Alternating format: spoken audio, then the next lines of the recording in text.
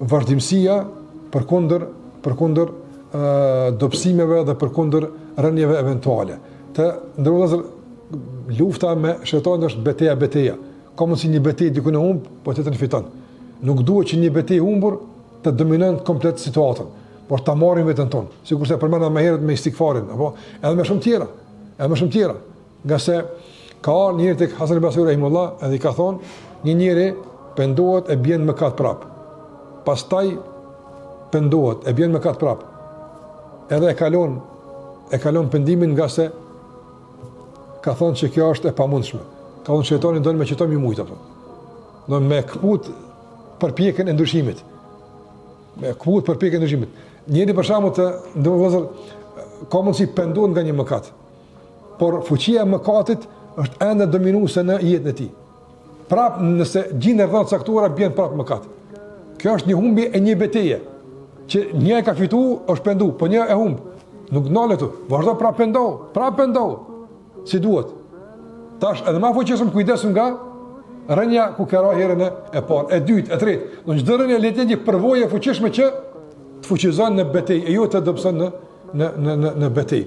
Vazhdimësia përkundër sfidave, përkundër problemeve, apo nga se e kuptojmë ndonjëse që ka atërash, ka probleme. Jeta është e tillë me bariera, por vazhdimësia është që garanton goditjen, rrimin e çdo bariere. Nëse ndalemi për shembull të një mësim që se kuptojmë, e zvogëlojmë me mësuma tepër, ndalim të një adhurim, se s'mund ta bëjmë pjesë praktike të jetës tonë, nuk vazhdojmë përpjekjen, atëra kjo është në favorin e shejtanit. E keni dëgjuar dietarë çfarë kanë thënë? Jam përpjek për namaznate 20 vite vazhdimsi, që pastaj të kënaqet me namaznate 20 vite të tjera. Ibn Qayyim rahimullah thotë, e kam logjikën temën duke thënë mundu 20 sana wa ana usahhihu islami. Që 20 vite unë jam duke përmirësuar kuptimin tim të islamit. 20 vite vazhdimsi e përmirësimit të kuptimeve, avancimi i vazhdueshëm. Prandaj besimtari kur s'nalet me një pozicion caktuar, ku nuk stagnon, as në dije, as në adhurim, as në përpjekje për ndryshim, është në betejë të vazhdueshme dhe kjo është nga çështjet më të rëndësishme në betejën kundër shejtanit.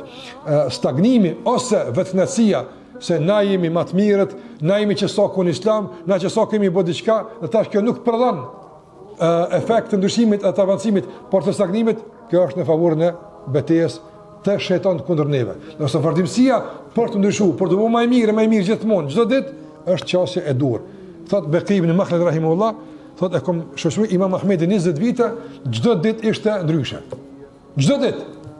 Në kuptimin e sjelljes, butësisë, afërsisë, devotshmërisë, dijes, kuptimit, sqarimit, thellësisë e kështu me radhë.